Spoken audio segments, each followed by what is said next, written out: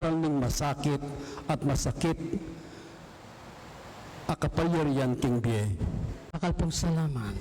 We shall now have a moment of silence and the tolling of the bell. At this point, we have a minute of silence to honor the memory of the townspeople of Macabebe who suffered and perished in the conflagration on that fateful day, April 27, 1899.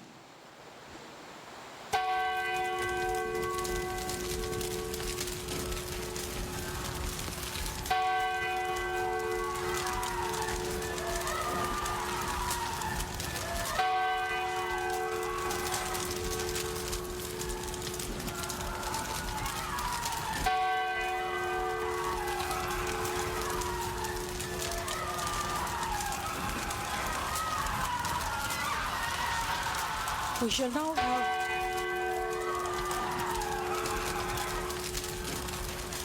shall now have the flower offering, while the house string ensemble perform Ave Maria, and the Hawa Choral sing the Kapampangan song Idalara Ka, which is about angels taking the soul to heaven. I would like to ask you to pick up a flower at the back and offer it at the foot of San Nicolas de Tolentino, where you will also find the scale model of the old Macabebe Church. Your flower offering is a symbol of your personal prayer for the repose of the souls of all those who died during that event, whichever side of the war they were on. All wars are evil, because soldiers are compelled by the government and military leaders to kill as well as to die and tragically. It's the innocent civilians who are caught in the crossfire. Unless we learn the lessons of the past, history will continue repeating itself.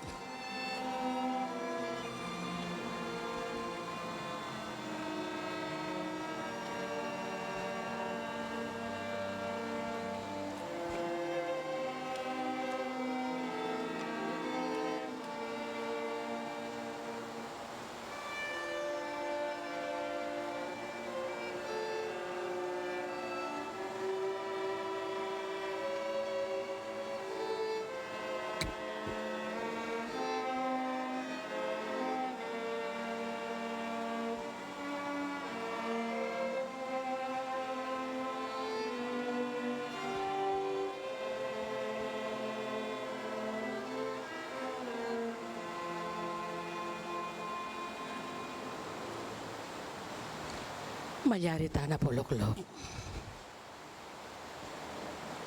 Our second reviewer is a history professor from De La Salle University History Department, the popular TV personality, Dr. Xiao Chua.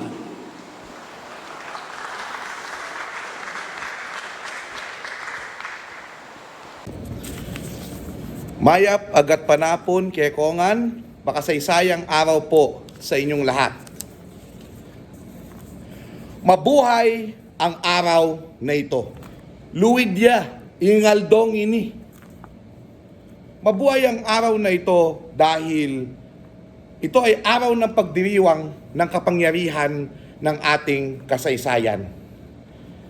Mahaba na ang usapin sa di umano'y kataksilan ng mga Macabebe sa himagsikang Pilipino at sa laban natin sa mga Amerikano. Basahin nyo na lang ang aklat ni Ian Alfonso na aking kaibigan. Binabati ko po siya.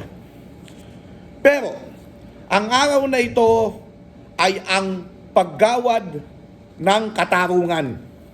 Ito ring araw na ito ay araw ng pagkakaintindihan. Malalaman na natin ang buong detalye kung bakit tumalikod ang mga Macabebe kay Aguinaldo, na hindi natin nalaman noon kahit ng mga historiador, ang pagsunog sa bayan at simbahan ng Macabebe.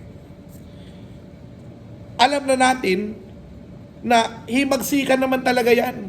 Talaga namang bayolente. at mapag-iinitan ng mga makabebe dahil sa matagal na naging tapat sa Espanya. Pero bakit pati sibilyan? Bakit dinamay? Sinunog sa simbahan? Taksil daw ang makabebe sa bayan.